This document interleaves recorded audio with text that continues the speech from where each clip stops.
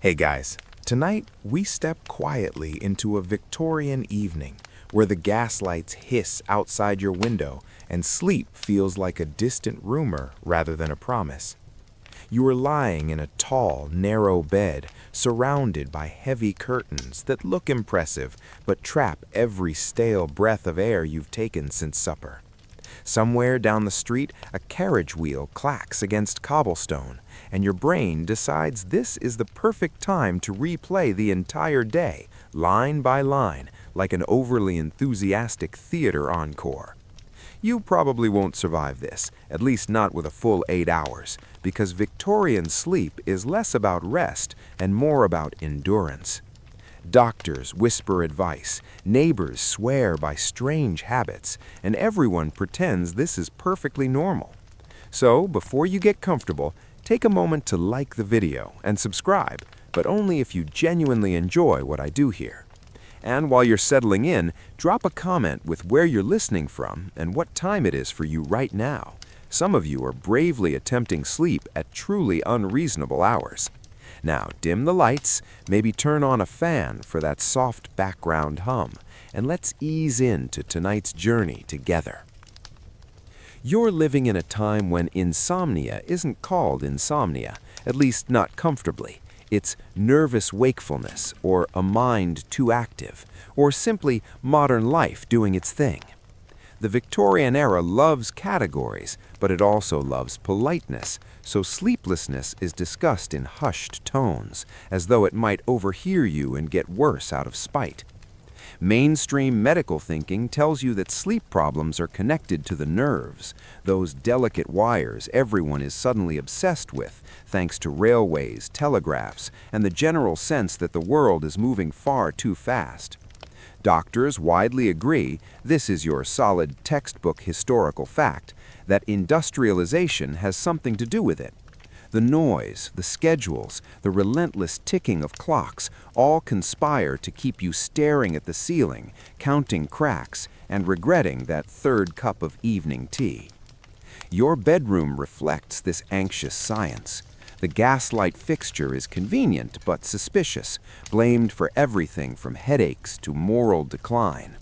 Some physicians insist you extinguish it early, claiming the light irritates the brain even after your eyes close. Others argue that total darkness invites dangerous thoughts, which is a very Victorian concern, and also not especially helpful at 2 in the morning. Historians still argue whether these recommendations came from genuine observation or from doctors trying to sound authoritative while quietly guessing. You, meanwhile, just want to sleep. Doctors speak softly about rest cures, even in these early years. They suggest calm evenings, limited conversation, and avoiding stimulating novels before bed. Tragic advice in an era where serialized fiction is basically Netflix. There's a gentle humor to their seriousness, because the same physician who warns you against excitement might prescribe a tonic containing alcohol, opium, or both, without blinking. Yes, that's your quirky tidbit for the night. Many Victorian insomnia remedies are essentially polite ways of saying, have a mild, socially acceptable drug. It's less sleep hygiene and more chemical nudge. As you lie there, you are acutely aware of the air. Victorian medicine is obsessed with ventilation. Fresh air is considered almost magical, capable of curing everything short of heartbreak. You crack a window despite the cold, because doctors insist that stagnant air makes the brain restless.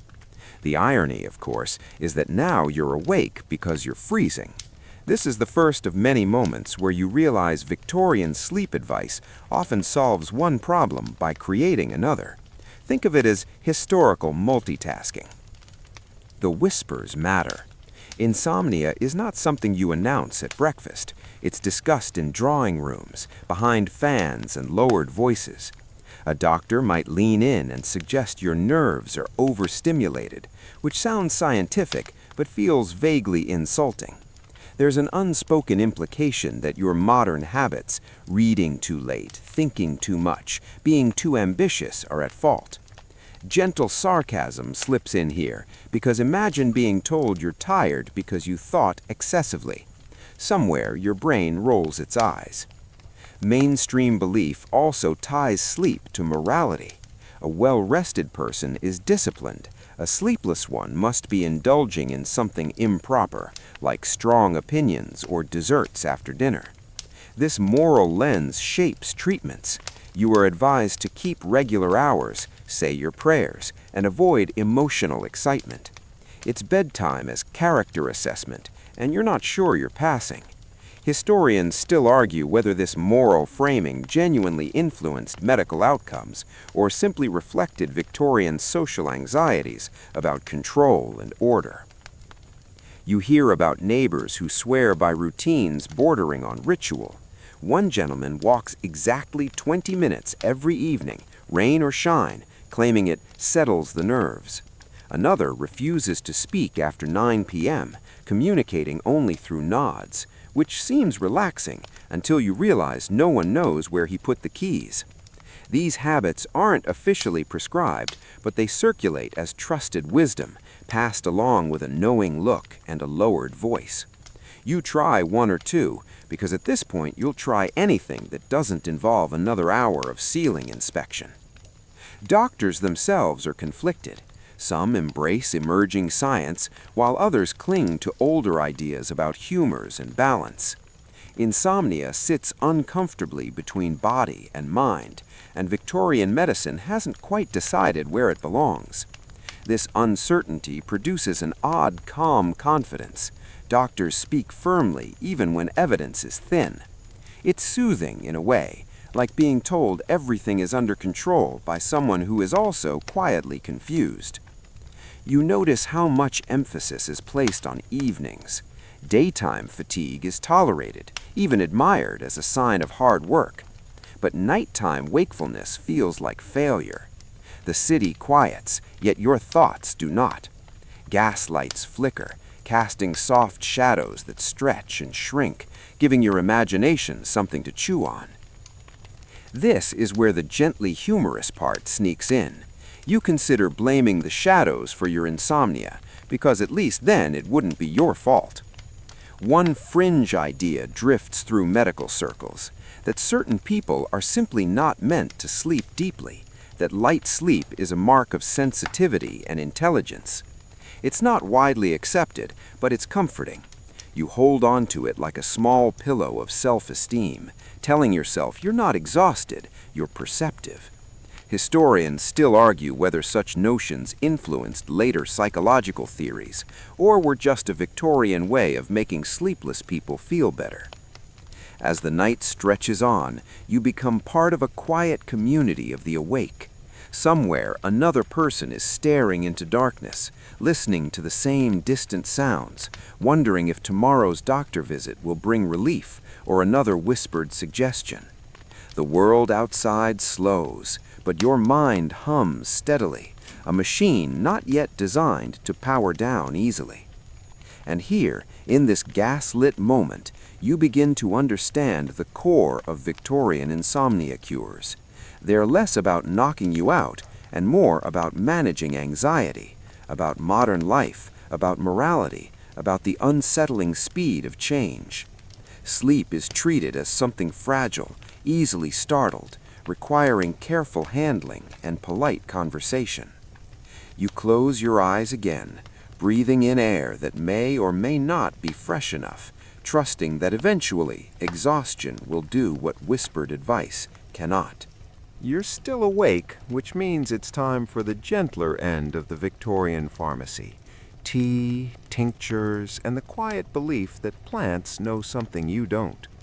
Somewhere between the gaslight flicker and the second sigh into your pillow, a cup appears, because in this era, almost every problem can be addressed with something warm, brown, and steeped too long. The mainstream historical fact here is straightforward. Victorians truly believed in herbal medicine, and doctors routinely recommended infusions of chamomile, valerian, hops, and lemon balm for nervous conditions, including sleeplessness. These weren't fringe suggestions whispered only by eccentric aunts. They were printed in respectable medical guides, discussed in clinics, and served with a calm nod that suggested science was definitely involved. You cradle the cup, breathing in steam that smells faintly of fields and optimism. Chamomile promises calm, valerian promises depth, hops mostly promise you're one step away from beer, which feels like a bonus. The irony, and this is where gentle sarcasm tiptoes in, is that many Victorians drink these teas right after their regular evening tea, black tea, heavily caffeinated, often taken with sugar. So you are, in effect, pouring a sedative on top of a stimulant and hoping they negotiate peacefully. Spoiler alert, they do not. Historians still argue whether the calming reputation of these herbal drinks came from their chemistry or from the simple ritual of slowing down long enough to sip something warm. Doctors recommend moderation, a word Victorians loved to say and struggled to practice. Avoid strong tea in the evening, they advise, while society continues to revolve around tea visits that stretch well past sunset. You politely comply by switching from Assam to something marginally lighter, telling yourself this counts. The act of preparation becomes the cure, boiling water, measuring leaves, waiting. It forces your restless mind to follow steps, to pause between actions. Modern you recognizes this as a form of mindfulness, but Victorian you just thinks it's good manners. Tinctures are the next step, taken when tea alone feels too subtle for your racing thoughts. These are concentrated extracts, often dissolved in alcohol, administered in careful drops. Valerian tincture is infamous for its smell, earthy, musky, and not at all the kind of thing you'd choose as a perfume. You hold the bottle at arm's length, counting drops with exaggerated seriousness, because nothing says responsible adult like a dropper and a furrowed brow. The quirky tidbit here is that many patients complain less about valerian's effectiveness and more about its aroma, which some describe as old socks with opinions. Despite this, it remains a favorite because desperation is an excellent motivator. Doctors whisper about dosage. Too little does nothing. Too much makes you feel strange, heavy, and still awake.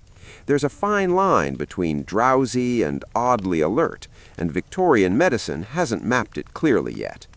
Historians still argue whether this trial-and-error approach helped refine pharmacology or simply prolonged a lot of very tired evenings. You suspect it's the latter because you're still staring at the ceiling, now with a faint herbal aftertaste. Another popular infusion involves hops, the same plant used in brewing beer. Hops pillows, yes, literal pillows stuffed with dried hops, are tucked under heads, releasing a bitter, grassy scent as you shift. The belief is that the aroma alone can calm the nerves. You adjust the pillow, inhale, and try not to think about the fact that your bed now smells like a polite tavern. The humor here is subtle but unavoidable. You are sleeping on beer ingredients in the name of health. Victorian logic is a fascinating place. Doctors also recommend orange flower water, lavender, and even rose petals. These are gentler, more socially acceptable scents, especially favored in middle and upper class homes where appearances matter. Lavender sachets are slipped into drawers and pillowcases, promising tranquility through fragrance. There's something soothing about it, even if the effect is mild. Smell bypasses logic, and Victorian medicine, perhaps accidentally, taps into this. Historians still argue whether these aromatic remedies worked through physiological pathways or simply through expectation and association. Expectation is powerful here. You are told something will help you sleep, and so you lie there waiting for sleep, which is not at all how sleep works. Still, the belief itself is comforting. A doctor's calm voice, a familiar recipe, a sense that people before you have tried this exact combination of leaves and hope. It all creates a small cushion against anxiety. You might not sleep immediately, but you worry less about not sleeping, which is half the battle, though no one phrases it that way yet. There's a social aspect, too. Recipes for sleep teas circulate among friends, written in neat handwriting and shared like secrets. My aunt swears by this, someone says, sliding a folded paper across the table. You try it out of politeness, because refusing would imply doubt, and doubt is exhausting. Some mixtures include surprising ingredients, nutmeg, for example, believed to induce drowsiness in small amounts. In larger amounts, it does something else entirely, which doctors politely avoid mentioning. This is another fringe tidbit. Nutmeg intoxication is a known risk, but Victorian discussions tend to gloss over that part, focusing instead on its warming properties. Doctors debate digestion endlessly. Many believe that a calm stomach leads to a calm mind, so teas are framed as digestive aids as much as sleep remedies. Peppermint is suggested if your thoughts feel heavy, while ginger is offered if your restlessness is blamed for cold humors. The language shifts depending on the doctor because the science isn't settled. Historians still argue whether these digestive theories delayed a clearer understanding of sleep physiology or provided a useful bridge between older and newer medical models. You sip slowly because sipping feels like progress. Outside, the city settles into a deeper quiet, punctuated by the occasional distant call or footstep. Inside, your body warms slightly. Your muscles loosen almost imperceptibly. This is not dramatic sedation. It's more like someone turning down the volume on your nerves. You appreciate that, even if your brain continues its commentary track.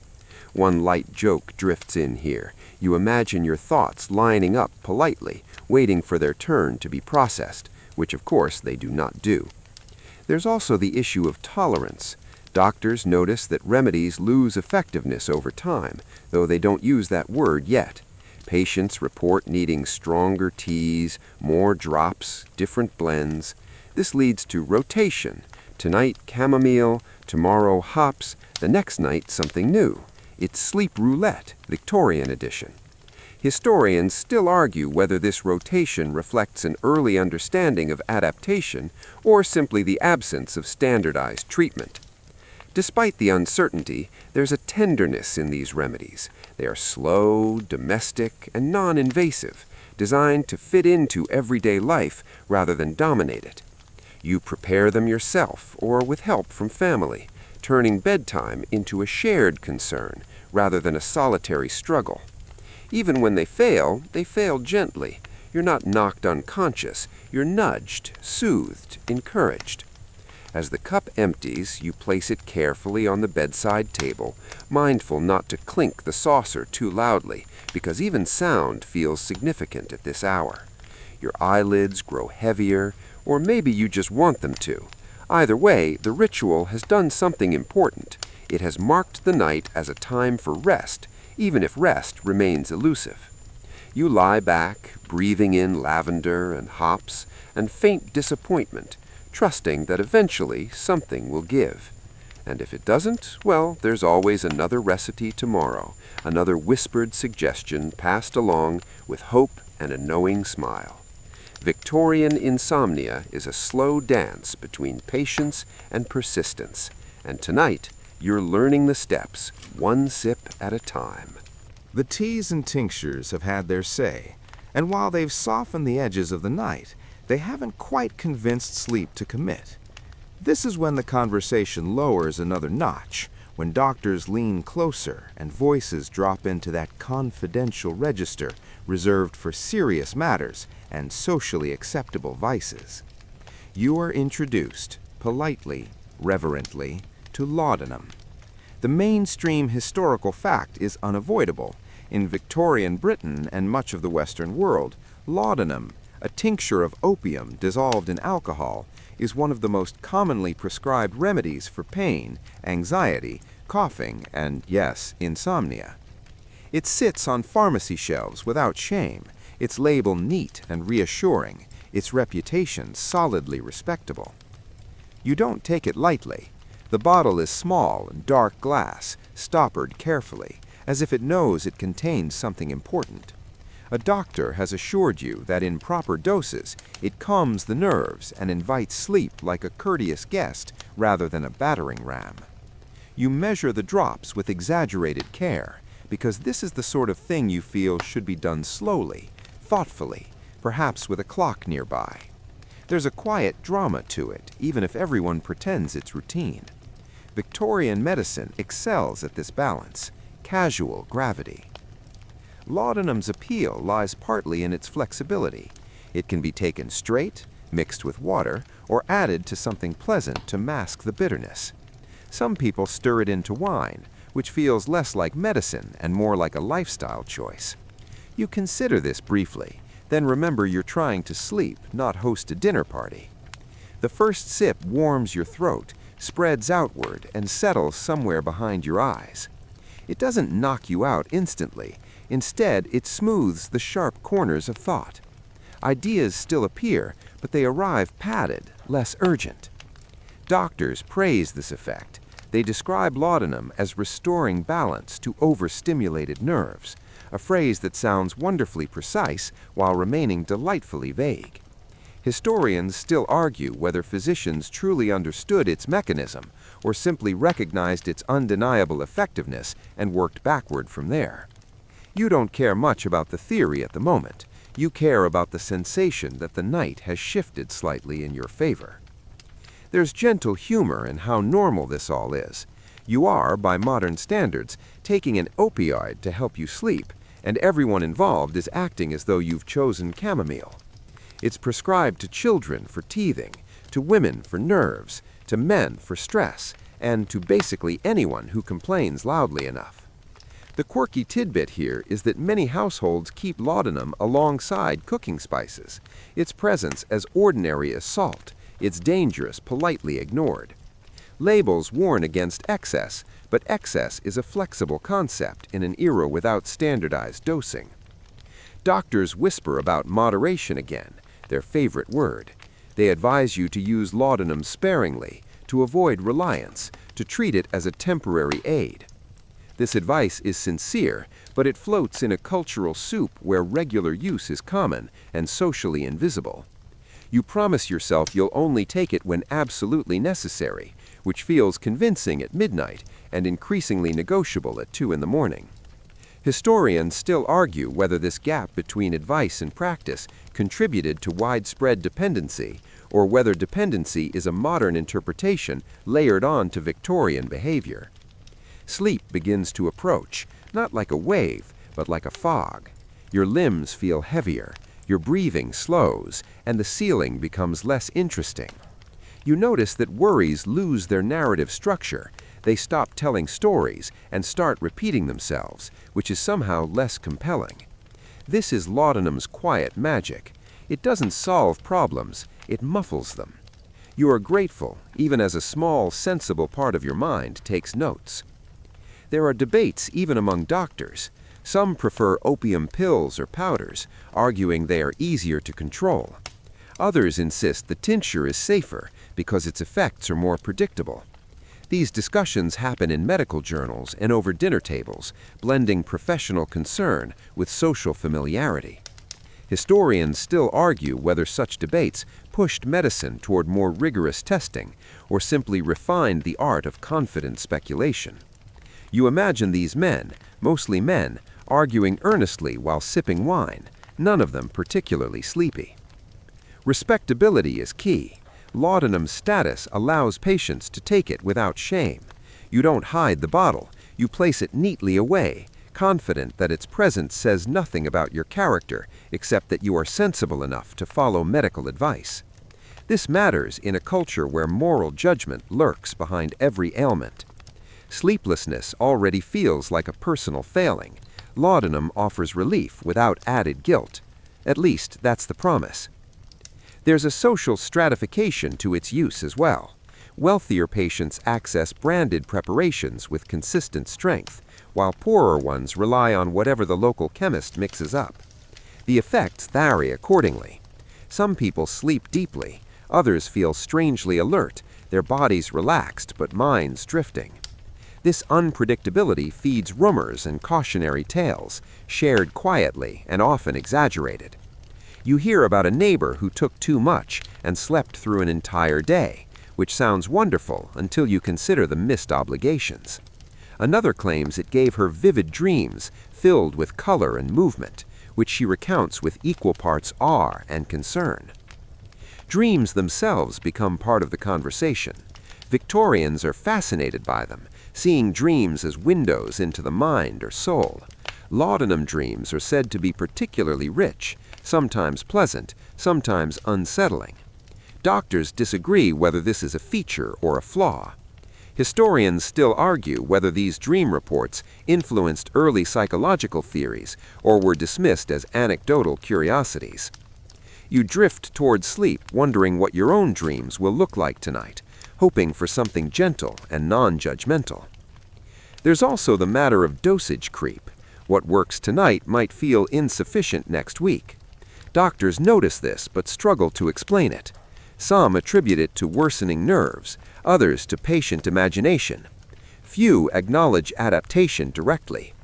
You sense this potential future problem dimly, like a distant weather system, but it feels too abstract to worry about now. Right now, your eyelids are heavy, and the bed feels more inviting than it has all evening. Gentle jokes slip in as your thoughts slow. You imagine laudanum as a well-dressed Victorian gentleman, tipping his hat as he ushers your worries out the door, promising to keep them entertained elsewhere. It's not a perfect solution, but it's polite, and politeness goes a long way in this era. Another joke follows. You consider writing a thank you note to your doctor for this small mercy, then remember you can barely hold on to a coherent thought. There's a darker undercurrent, though, one that Victorian society mostly sidesteps.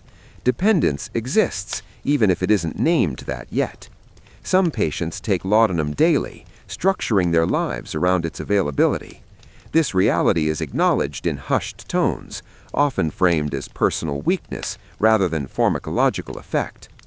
Historians still argue whether Victorian doctors recognized addiction as a medical issue or viewed it primarily through a moral lens. You sense that the answer is complicated, layered, and uncomfortable. For now, the bottle remains a tool, not a problem. You feel yourself slipping, the night finally loosening its grip.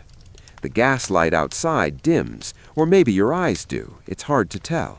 Sounds soften, edges blur. Sleep approaches with a measured, deliberate pace, as though respecting the effort you've put into inviting it. This is the allure of laudanum. It feels earned, not forced. As you drift, there's a strange comfort in knowing you're not alone in this experiment. Millions before you have taken similar drops, whispered similar hopes, and surrendered to the same heavy calm. The shared experience spans classes and continents, binding people together in a quiet, chemically assisted truce with wakefulness. That thought, oddly enough, is soothing. You don't quite fall asleep yet, but you're close enough that the difference feels academic. Your thoughts slow to fragments, then to impressions. The bed supports you, the room fades, and the night finally seems willing to meet you halfway. Laudanum has done its job, for now, leaving behind a soft, suspended moment where sleep is no longer a distant rumor, but an imminent possibility. Sleep doesn't always arrive by leaf or liquid, so the Victorians, forever optimistic about progress, turned to something newer, shinier, and faintly humming. You are invited, politely, enthusiastically, into the age of electricity and magnetism, where invisible forces promise visible results. The mainstream historical fact anchoring this night is clear. By the late 19th century, electrotherapy devices and magnetic treatments are widely marketed and sometimes medically endorsed for nervous conditions, including insomnia. Doctors and entrepreneurs alike believe that if nerves are electrical in nature, and everyone agrees they are, at least metaphorically, then electricity itself must be the solution. You nod along, because it sounds reasonable when said confidently. You strap on an electric belt. Yes, a belt. It buckles around your waist, discreetly hidden beneath clothing, and claims to send gentle currents through your body to restore vitality and calm the nerves. Advertisements depict relaxed men reclining in armchairs, gazing thoughtfully into middle distance, presumably well-rested and spiritually aligned. You lie in bed, belt snug, waiting for serenity to arrive on schedule. There's a faint tingling, or maybe that's your imagination performing on cue. Either way, you focus on it, because focusing feels productive. Magnetic devices are equally popular. Small magnets are sewn into pillows, placed under mattresses, or worn as bracelets. The theory, offered with serene authority, is that magnetism aligns something essential inside you, smoothing internal turbulence like a hand over wrinkled sheets. Historians still argue whether these devices had any physiological effect at all, or whether their success rested entirely on placebo and expectation. You, however, are not here to debate. You are here to sleep, and if believing in invisible forces helps, you're willing to suspend disbelief. Doctors themselves are divided. Some embrace electrotherapy with genuine curiosity, attending demonstrations and writing cautiously optimistic reports. Others roll their eyes quietly and warn patients not to get carried away. This split reflects a broader tension in Victorian medicine between tradition and innovation. Electricity is exciting, modern, and slightly mysterious, exactly the kind of thing that inspires both hope and nonsense. You feel a little like a participant in an experiment that hasn't quite decided what it's testing. The hum matters. Many devices emit a soft buzz or click, barely audible but persistent. For some, this becomes a lullaby, a mechanical reassurance that something is happening. For others, it's one more sound keeping them awake. You try to reframe it as ambient noise, like a fan, which you remember from earlier advice. Gentle joke number 1 slips in. You imagine the belt whispering encouragement, telling your nerves to behave themselves, please, and thank you. There's also electrostatic therapy, where you sit or lie near a machine that crackles faintly, charging the air around you. The sensation is subtle, more atmospheric than direct. Practitioners speak in careful tones about balancing energies and calming overactive systems. The language is impressively scientific sounding without being specific, which is a hallmark of the era. Historians still argue whether this vocabulary helped bridge public understanding of emerging science or simply muddied it beyond recognition. You suspect a bit of both, because right now you feel informed and confused in equal measure. The quirky tidbit here is that some devices are marketed specifically for home use, allowing families to administer treatments themselves. Instruction manuals are earnest and vague, advising regular sessions without explaining why. You picture a household gathered around a buzzing apparatus, nodding solemnly, as though participating in a ritual. It's domestic science fiction, Victorian edition. The belief that technology belongs in the home is strong, and sleep becomes another frontier to conquer with wires and optimism. Magnetized water makes an appearance too. Water passed over magnets is said to absorb beneficial properties, calming the system when consumed. You take a sip, tasting absolutely nothing different, which is both reassuring and disappointing. Doctors debate this one fiercely. Some insist magnetized water improves circulation and nerve function. Others dismiss it as theatrical hydration. Historians still argue whether these debates contributed to later standards of experimental control or simply entertained medical societies for a few decades. You finish the glass anyway, because hydration never hurt anyone's sleep, probably. Electric brushes are used before bed, stroked over the scalp or limbs to stimulate circulation. The sensation is prickly, but not unpleasant, like static from a wool sweater with ambition. Proponents claim it prepares the body for rest by relieving nerve congestion. Critics counter that stimulating nerves before sleep is counterproductive, which feels like a reasonable point. You try it cautiously, counting strokes, because counting is soothing. Another light joke drifts in. You imagine your hair stand on end and frighten sleep away entirely. There's a performative aspect to all this. Electric cures look impressive. They make insomnia feel like a technical problem with a technical solution, rather than a messy tangle of thoughts and habits. This reframing is powerful. You are no longer failing at sleep. Sleep is failing to receive the correct input. That feels better somehow. Historians still argue whether this shift reduced stigma around nervous conditions or simply replaced moral judgment with mechanical blame. You're content to let the machines take responsibility tonight.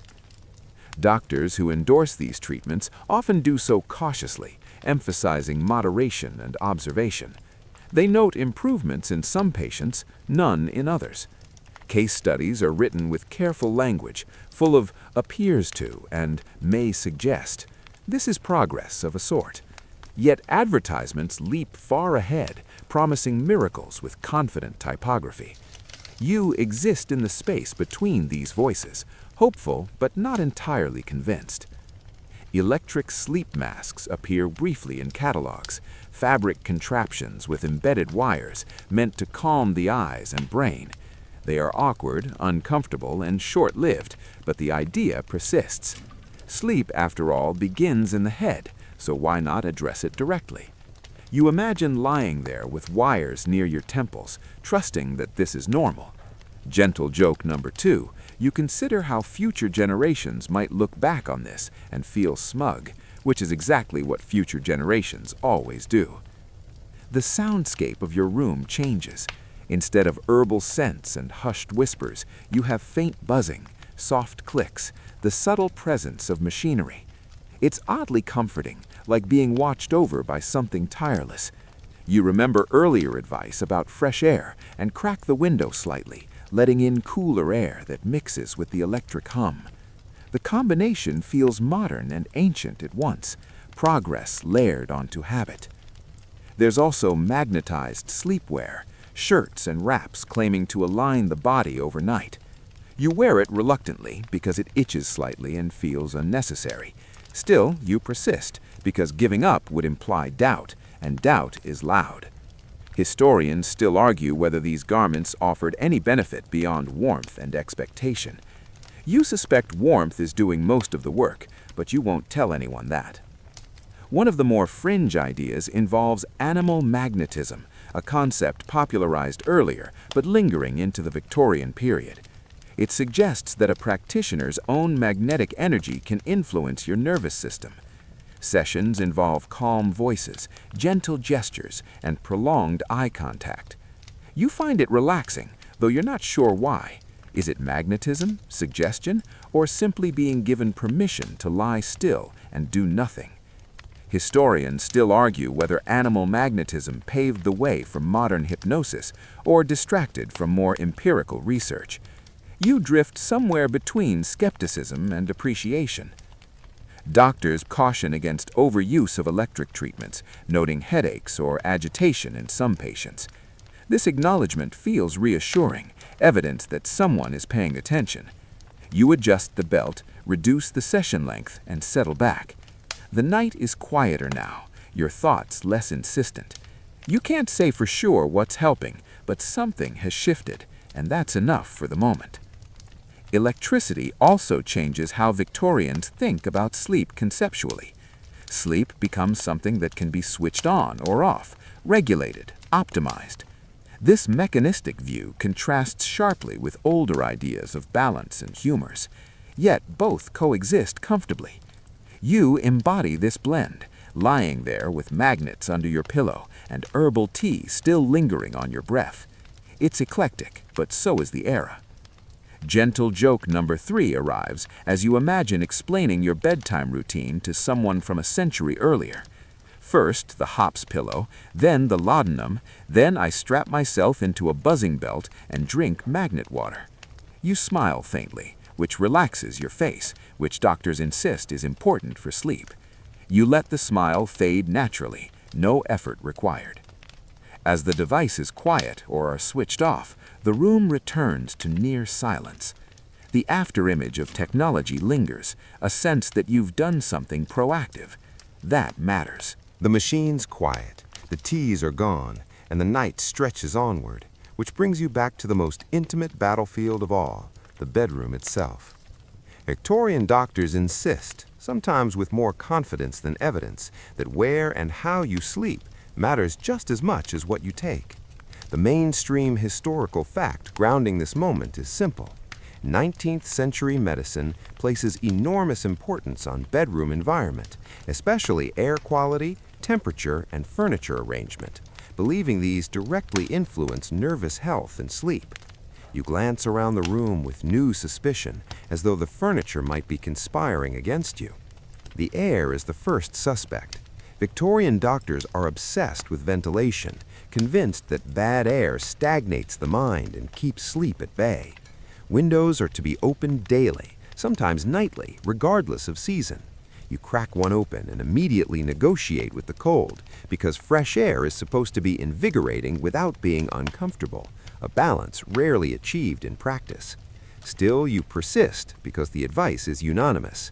Historians still argue whether improved ventilation genuinely aided sleep, or whether it mostly reduced disease and was retroactively credited for better rest.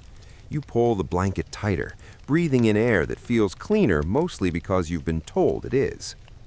Beds themselves come under scrutiny. Feather mattresses are criticized for trapping heat and moisture, while horsehair mattresses are praised for firmness and airflow. You shift slightly, wondering what exactly is under you and whether it's secretly plotting your insomnia. Doctors argue that too soft beds encourage languid circulation, while too hard beds irritate the nerves. The perfect mattress exists mostly in theory, described in medical texts with loving detail, but rarely encountered in real homes. Historians still argue whether this debate reflects genuine concern for spinal health or an obsession with moderation disguised as science. Position matters too. Sleeping flat on your back is sometimes discouraged, blamed for snoring, bad dreams, and moral weakness. Yes, moral weakness, because Victorians find a way to moralize everything. Side sleeping is often preferred, especially the right side, believed to aid digestion and calm the heart. You turn carefully, as though aligning yourself with cosmic forces. Gentle joke number 1 floats in. You imagine sleep as a picky guest, refusing to arrive unless the furniture is arranged just so. Curtains are another point of contention. Heavy drapes block light and drafts, but also trap air, creating what doctors call a sleeping vault. Some recommend lighter curtains or none at all, trusting darkness to do its work without suffocating you. You compromise, pulling them back slightly, letting in the faint glow of gaslight from the street. The shadows soften, less dramatic now, less inclined to inspire late-night philosophy. The quirky tidbit here is the fear of night air itself. Some Victorians believe night air is dangerous, capable of carrying illness or unsettling the nerves. Others insist it's purer than daytime air, untouched by human activity. Doctors disagree passionately, sometimes within the same publication.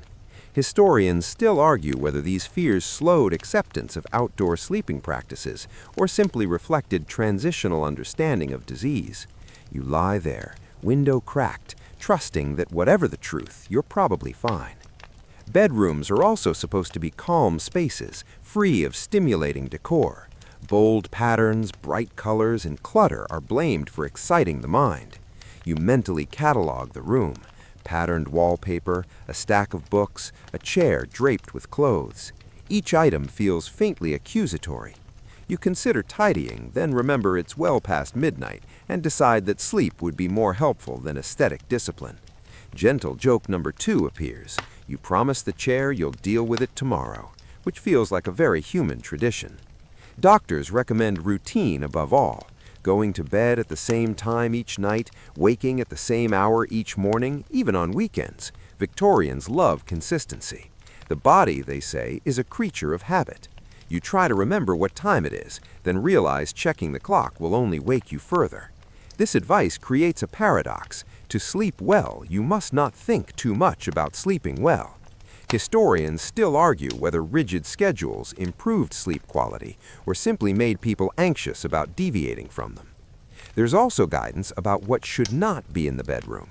Food is discouraged, as is intense conversation. Writing letters in bed is frowned upon, blamed for emotional arousal.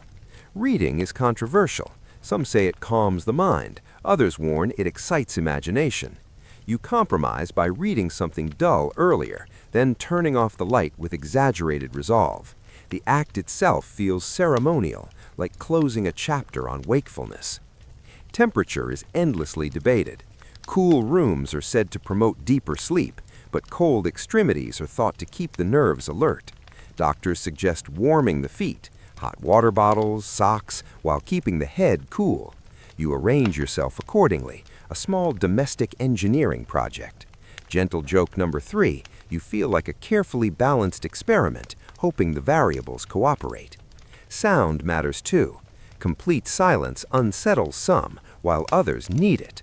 Urban Victorians adapt to constant background noise, carriages, voices, distant industry. Some doctors suggest steady, low-level sound is soothing, preventing sudden disturbances. You listen to the faint city hum, realizing it has become part of your internal soundtrack. Historians still argue whether this tolerance influenced modern urban sleep patterns or simply reflected necessity. Either way, the noise feels less intrusive now.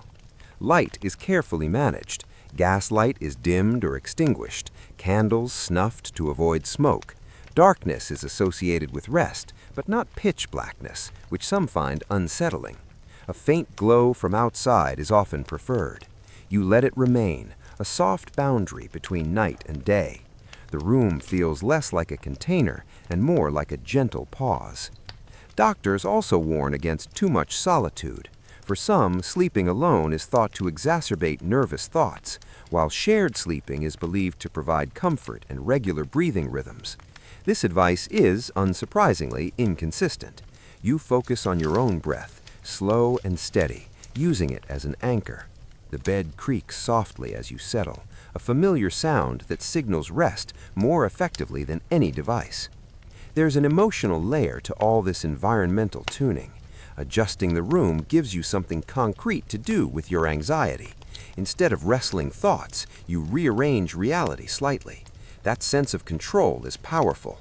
Historians still argue whether environmental cures worked through physical comfort or psychological reassurance. You suspect the answer, again, is both.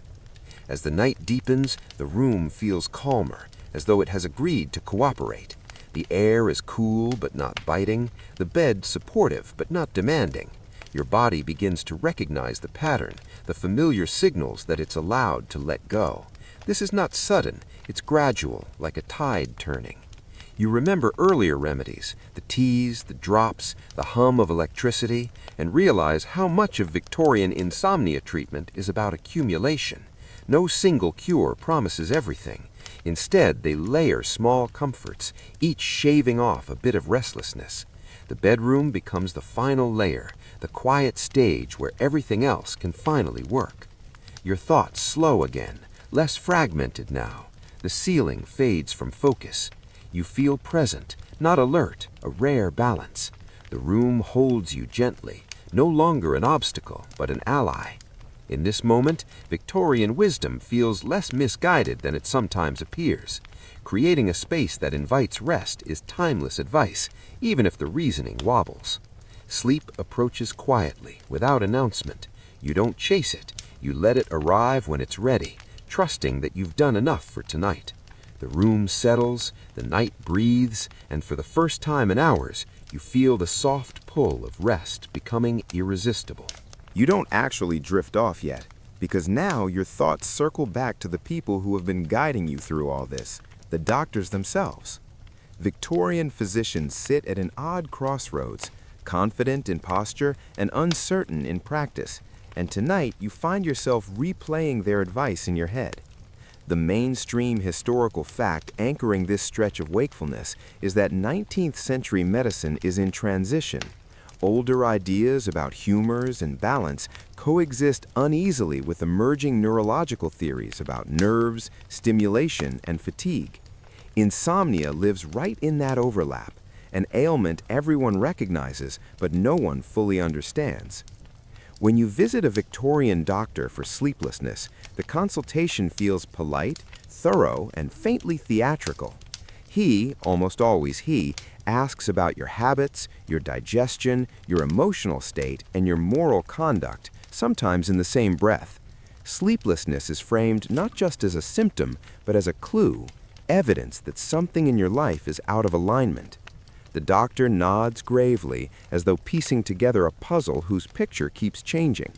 Historians still argue whether these consultations represented genuine holistic care or simply reflected the era's tendency to medicalize everyday discomfort.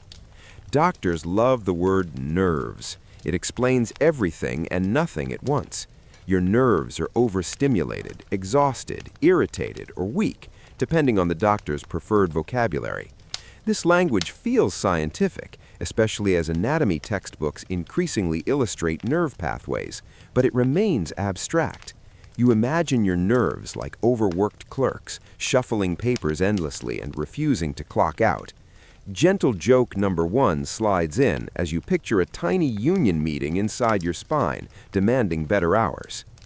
Treatment plans follow this logic. If nerves are overstimulated, they must be soothed. If they're weak, they must be strengthened. This leads to contradictory advice delivered with equal confidence. One doctor prescribes rest, minimal activity, and quiet evenings. Another insists on exercise, fresh air, and early rising.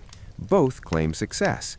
You nod politely to both because arguing feels tiring and you're already tired. Historians still argue whether these opposing strategies reflect different patient populations or simply different personalities behind the prescription pad. There's a strong current of pseudoscience running alongside legitimate inquiry. Phrenology, the belief that skull shape reflects personality and mental traits, lingers in popular imagination, occasionally influencing medical opinion. A doctor might comment on the shape of your head while discussing your sleep, which feels invasive and unhelpful, but is delivered with reassuring authority. The quirky tidbit here is that some physicians genuinely believe certain cranial features predispose people to nervous wakefulness, leading to advice that sounds more like character assessment than treatment. Yet, alongside this, real progress is happening. Doctors begin to record cases more systematically, noting patterns and outcomes. Medical journals publish discussions on insomnia, debating causes like mental overwork, emotional strain, and urban living. These debates are earnest and ongoing. Historians still argue whether Victorian medicine advanced sleep science significantly or merely laid groundwork later generations would refine. You suspect groundwork counts for something, especially when everyone involved admits quietly that they don't have all the answers. Doctors are also shaped by their patients' expectations. You come in wanting a solution, preferably one that doesn't require drastic lifestyle change. The doctor senses this and adjusts accordingly. Prescribing a tonic or device feels more satisfying for both of you than suggesting you rethink your entire existence. This dynamic subtly steers medical practice, blurring the line between science and service. Gentle joke number 2 appears as you imagine doctors thinking this'll calm them down enough to stop asking questions. There's an emphasis on authority. Doctors speak with certainty even when evidence is thin, because uncertainty undermines trust. This confidence is soothing, especially when you're exhausted and anxious.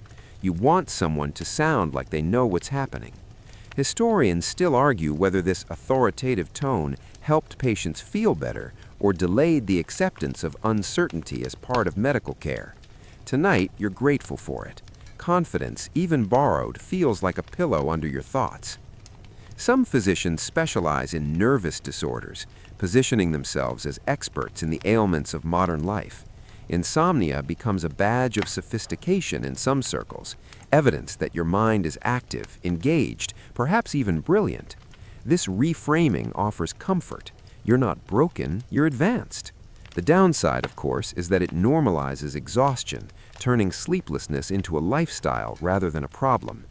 Historians still argue whether this cultural shift reduced stigma or entrenched unhealthy norms. You're too sleepy to decide. Doctors debate the role of the mind itself. Is insomnia caused by physical irritation of the nerves or by mental rumination? The answer matters because it determines treatment. Physical causes suggest tonics and devices. Mental causes suggest distraction, routine, or moral discipline. You recognize yourself in both categories, which is unhelpful. Gentle joke number 3, you imagine your insomnia checking both boxes on a form, smirking. There's also disagreement about how seriously to take the complaint. Some doctors view insomnia as a symptom worth addressing directly. Others see it as secondary, something that will resolve once the real issue is treated. This can be frustrating, but it also reflects a cautious approach. Historians still argue whether this secondary framing delayed targeted sleep research or prevented over-treatment. You shift slightly in bed, wishing someone would just decide. Despite all this uncertainty, many doctors genuinely care. They listen, they follow up, they adjust recommendations based on response. Their tools are imperfect, but their attention matters. You remember a physician's calm voice, the way he lowered it when discussing your sleep, as though not to startle it further. That memory itself feels soothing. There's an emotional safety in having your sleeplessness acknowledged. In a society that values productivity and composure, admitting you can't sleep is vulnerable. The doctor's office becomes one of the few places where this vulnerability is allowed, even expected. Historians still argue whether this medical framing offered relief or reinforced dependence on professional validation. For you, tonight, it offers permission to rest. As you lie there replaying these consultations, you realize how much of Victorian insomnia care is conversational. Advice is exchanged, theories floated, experiences shared. Sleep becomes a topic of dialogue rather than a solitary struggle. That matters. It makes the night feel less lonely, even when you're awake. Your thoughts slow again, less analytical now. The doctor's voices fade into a general murmur, no longer distinct. You take what you need from them, reassurance, structure, a sense that this has been considered before, and let the rest drift away. The bed supports you, the room holds steady, and your mind finally begins to loosen its grip on explanation.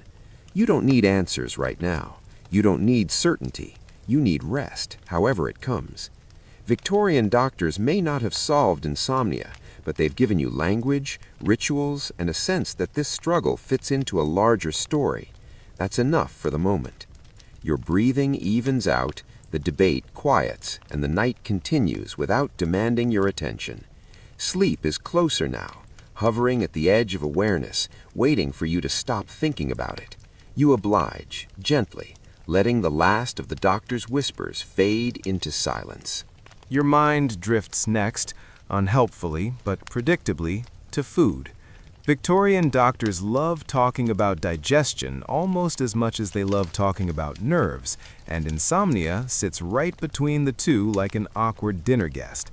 The mainstream historical fact anchoring this stretch of wakefulness is that 19th century medicine strongly links sleep quality to digestion, with evening meals carefully scrutinized for their supposed power to either invite rest or sabotage it completely. You replay advice you've heard a dozen times, usually delivered with a look that suggests you already know better. Heavy suppers are both beloved and blamed. On one hand, a full stomach is said to ground the body, pulling energy away from the brain and toward digestion. On the other, rich food is accused of fermenting overnight, producing heat and agitation that keeps the nerves alert. Doctors debate this endlessly, often contradicting themselves in the same conversation. You lie there wondering whether the bread, meat, or pudding is the real culprit, or whether the true crime was eating anything at all. Warm milk emerges as a hero of moderation. It's widely recommended, endorsed by doctors and grandmothers alike, and framed as both nourishing and calming. The warmth is said to relax the stomach, while the milk itself gently supports the nerves. You sip it slowly, noticing how the act alone encourages stillness. Historians still argue whether milk's reputation came from its chemistry or from its association with childhood comfort. Either way, it works just enough to keep hope alive. The quirky tidbit here is the fondness for gruel. Thin, bland, and deeply unexciting. Doctors recommend it for those with nervous digestion, claiming it soothes the stomach and prevents nocturnal unrest. You consider the idea of willingly eating gruel before bed and feel both reassured and offended. Gentle joke number 1 slips in as you imagine insomnia being bored into submission by flavorless food. Victorian dietary advice is obsessed with timing. Supper should be early, ideally several hours before bed, giving digestion time to complete its work. Late eating is blamed for vivid dreams, restlessness, and moral weakness, because of course it is. You recall evenings where conversations stretched long past dinner, plates cleared, but minds still buzzing. Historians still argue whether strict meal timing improved sleep or simply reflected middle-class discipline ideals. Tonight, it just makes you regret that second helping.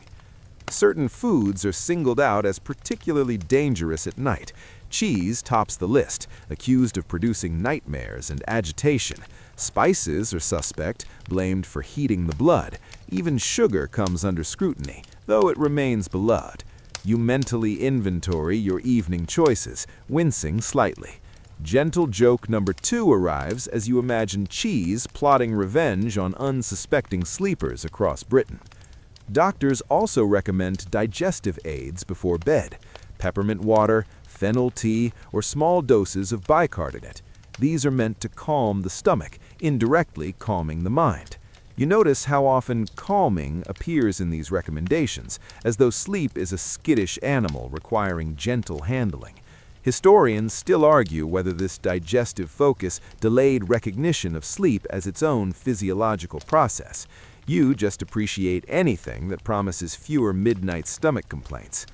There's disagreement over alcohol. Some doctors suggest a small amount of wine or porter to settle digestion and nerves. Others warn it disrupts sleep later in the night. Both are correct, but neither has the data to prove it yet. You consider the advice with weary amusement.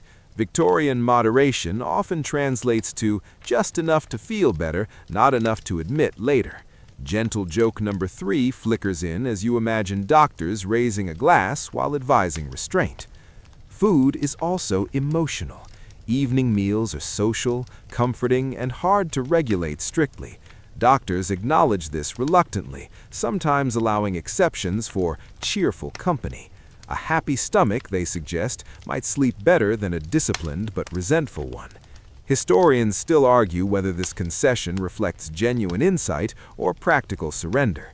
You suspect it's wisdom sneaking in through the back door. As you lie there, digestion doing whatever it's doing, you feel a gradual heaviness spreading.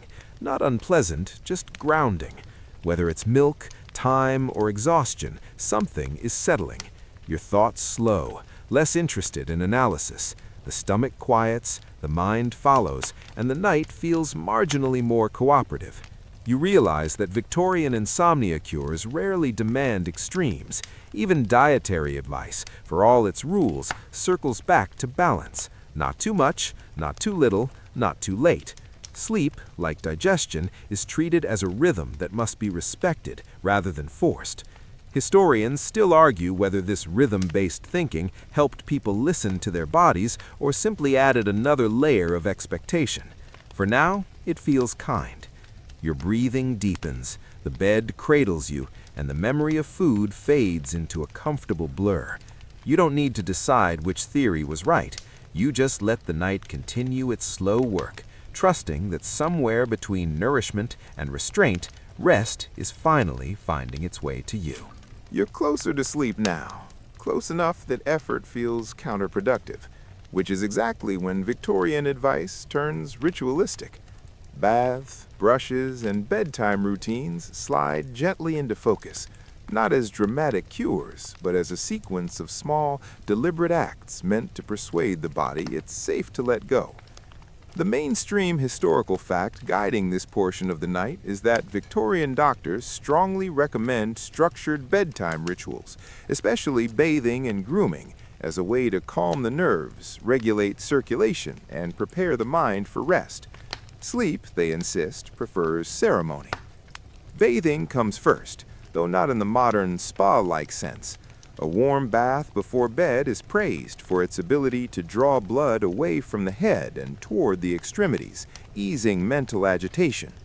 Doctors speak reverently about temperature, warning against water that is too hot or too cold. Lukewarm is the goal, a word that appears suspiciously often in Victorian advice.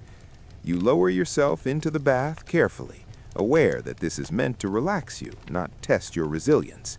Steam rises softly, and for a moment the world reduces itself to warmth and stillness. Some doctors insist on cold baths instead, especially in the morning, claiming they strengthen the nerves and improve sleep later that night. Others argue cold water before bed shocks the system into alertness. Historians still argue whether these conflicting recommendations reflect individual differences or simply the absence of standardized evidence.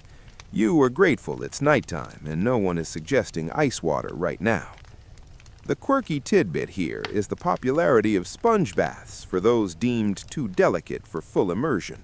A sponge, warm water, and a methodical approach are said to gently calm the system without overstimulation. You imagine someone solemnly sponging themselves into tranquility, which feels both earnest and slightly absurd. Gentle joke number 1 drifts in as you picture sleep peeking around the door, impressed by the dedication. After bathing comes brushing, not just hair, but skin. Dry brushing with stiff bristles is recommended to stimulate circulation and soothe nerves, a paradox that Victorians accept without much trouble. The idea is that rhythmic, repetitive motion encourages the body to settle. You brush slowly, counting strokes without meaning to, the way counting sheep probably started. Historians still argue whether dry brushing offered physiological benefits or simply functioned as a calming ritual. Either way, repetition works its quiet magic. Hair brushing is treated almost reverently. Long, slow strokes are said to relax the scalp and ease mental tension. You take your time, resisting the urge to rush, because rushing feels like the enemy of sleep. Each stroke becomes a small signal, a whispered suggestion that the day is over. Gentle joke number 2 appears as you imagine your hair filing a formal request for rest. Victorian bedtime rituals extend beyond the body. Clothing matters. Loose, breathable nightwear is encouraged, while tight garments are blamed for restricting circulation and disturbing sleep. Corsets are removed, thankfully, and the body is allowed to exist without architecture. This simple act feels profound in an era built on structure. Historians still argue whether the shift toward more comfortable nightwear influenced sleep quality or merely reflected changing attitudes toward the body. You suspect comfort is never irrelevant. There's also advice about mental preparation. Doctors recommend avoiding stimulating conversation, emotional topics, or intense thought in the hour before bed. Instead, they suggest calm reading, gentle music, or quiet reflection. Prayer is often mentioned, framed as a way to settle the mind and release the day's concerns. You lie there, thoughts drifting without urgency, noticing how intentional quiet feels different from forced silence. Some Victorians adopt elaborate bedtime routines bordering on superstition.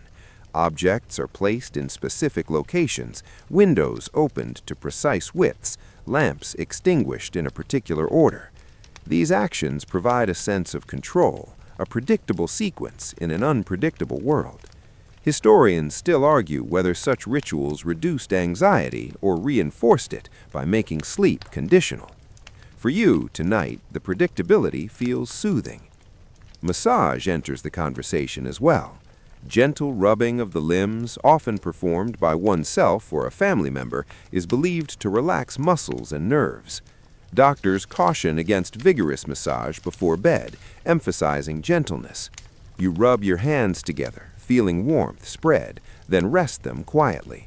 The body responds with a subtle sigh, as if grateful for the attention. There's a fascination with rhythm. Anything repetitive, brushing, bathing, slow walking, is thought to lull the nervous system. This insight is surprisingly modern, though Victorians frame it in their own language. Historians still argue whether this emphasis on rhythm influenced later behavioral approaches to sleep. You don't care about influence right now. You care that the rhythm of your breathing has slowed without effort. Gentle joke number 3 arrives as you realize how much work goes into relaxing. You imagine explaining this to someone. I'm exhausted, but first I must carefully complete my relaxation tasks. The humor is soft, affectionate, and it relaxes you further because laughter, even silent laughter, loosens something inside. Even the order of actions matters. Doctors suggest bathing first, then brushing, then quiet sitting, then bed. Deviating from this order is thought to confuse the body. You follow the sequence loosely, grateful that no one is grading you. Historians still argue whether such orderliness improved outcomes or merely appealed to Victorian sensibilities. Tonight, it gives the night a shape. There's an emphasis on ending the day deliberately. Letters are put away, worries acknowledged but postponed. Some doctors suggest writing down troubling thoughts earlier in the evening so they don't intrude at bedtime. You consider this and decide that thinking about writing would be too stimulating. Instead, you let thoughts drift past without engaging, like carriages passing in the distance. The room feels different now, warmer, quieter, less demanding. Your body has moved through a series of gentle transitions, each one a step away from alertness. Sleep hasn't been summoned forcefully. It's been invited, patiently, repeatedly. This feels important. Victorian insomnia cures often fail when they try to overpower wakefulness. They succeed when they do, by coaxing it aside. You notice the subtle signs: heavier limbs, slower blinking, thoughts losing coherence. The rituals have done what devices and drops alone could not. They've shifted your attention from problem-solving to presence. Historians still argue whether rituals work through conditioning or comfort. You suspect the answer is both, layered together like blankets. As you settle into bed again, you feel prepared, not expectant. There's no pressure for sleep to arrive immediately. The rituals have marked the boundary between day and night clearly enough that the body recognizes it. You rest your head, breathing evenly, aware that even if sleep doesn't come right away, you're closer than you were before. The night feels gentle now, not solved, not conquered, just softened. And in that softness, you sense sleep waiting patiently, ready to take over whenever you stop paying attention. You're deep enough into the night now that time has started to lose its edges, which is exactly where Victorian doctors want you. This is the hour they describe in hushed, almost reverent language, the moment when the body stops negotiating and begins to drift. Their final insomnia cures are quieter, subtler, and more philosophical, because by now the goal isn't to make sleep happen, but to stop interfering with it. A mainstream historical fact anchors this final stretch. Many Victorian physicians believe insomnia is often worsened by trying too hard to sleep.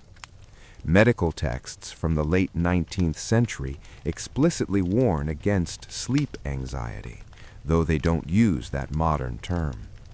They describe patients who lie awake, monitoring their own wakefulness, and doctors gently but firmly tell them to stop. Sleep, they say, is a natural function, not a performance.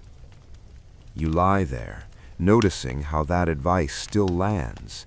The harder you stare into the dark, demanding unconsciousness, the more alert you feel. Victorian doctors recommend an almost radical solution: stop caring. Not in a dramatic, nihilistic way, more like a shrug. If sleep comes, fine. If not, rest is still rest. This reframing alone is sometimes prescribed as the cure.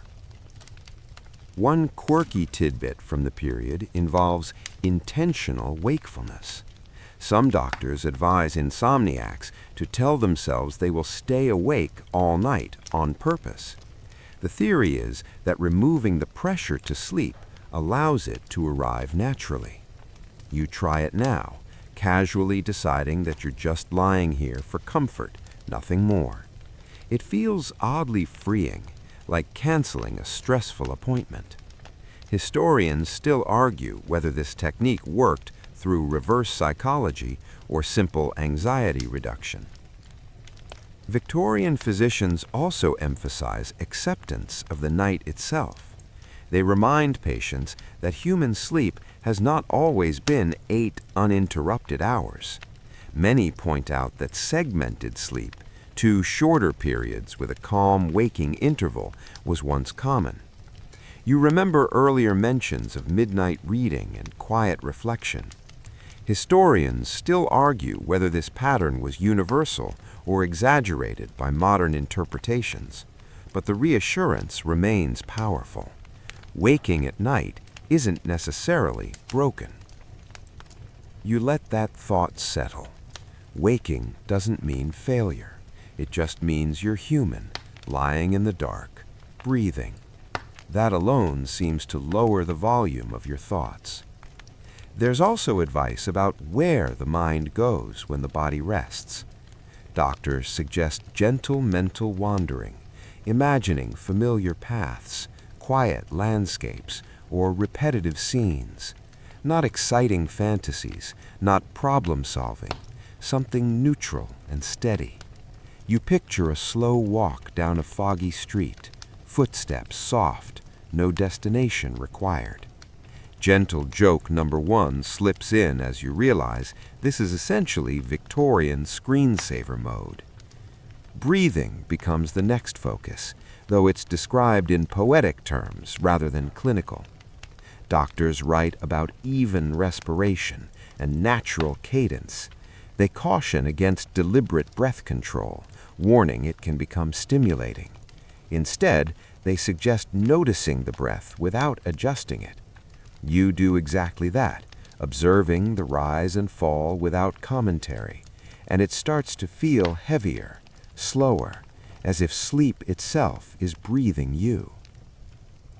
The bed is no longer a battleground. It's just a surface supporting you.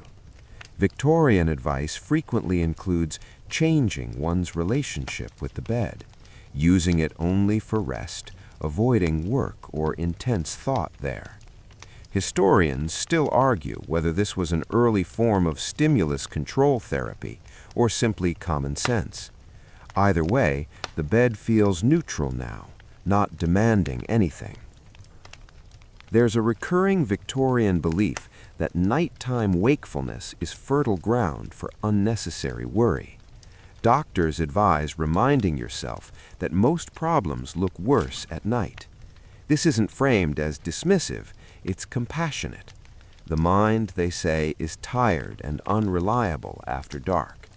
You hear that and decide not to trust any dramatic thoughts that wander through. Gentle joke number 2 appears as you imagine filing them away with a note, "Please return during business hours." Some physicians recommend a final, almost meditative thought before sleep. Gratitude.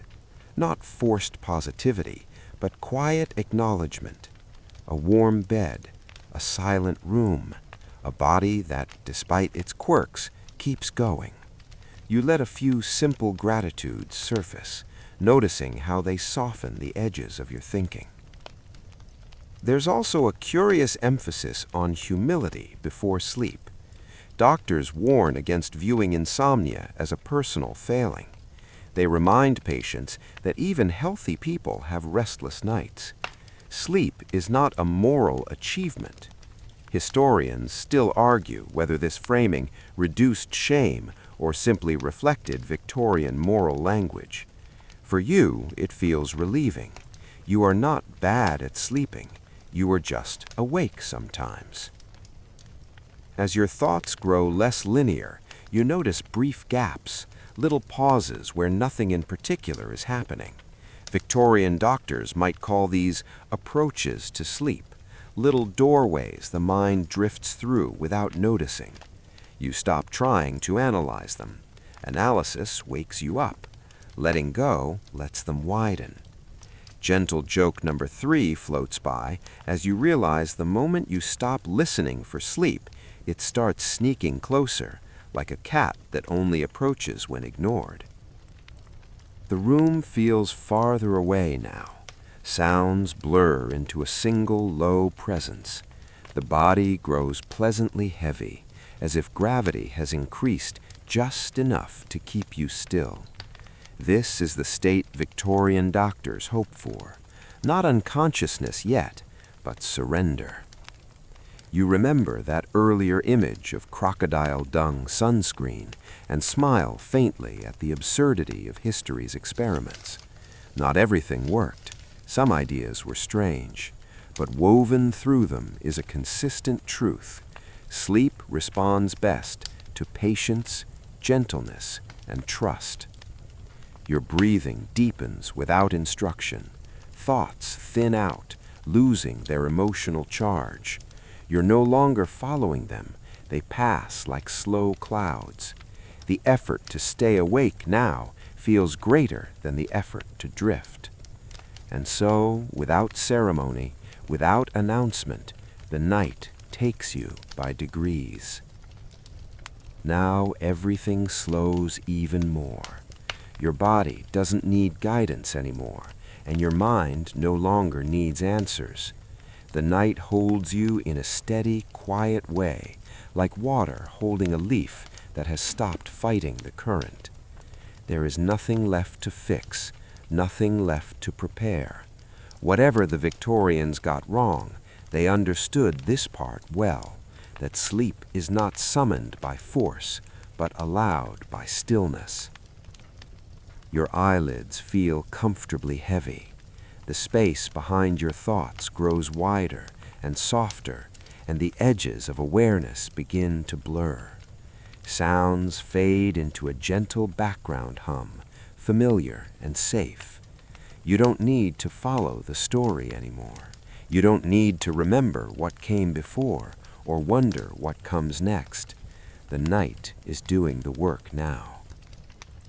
Each breath moves slowly, quietly, without effort. Your shoulders loosen, your jaw unclenches. Even your thoughts seem to lie down. If sleep hasn't fully arrived yet, that's okay. Rest is already happening, and sleep knows exactly where to find you when you stop watching for it. So stay here. Let the dark be kind. Let the quiet stretch out. You are allowed to drift. You are allowed to disappear for a while. Nothing will be lost. Good night.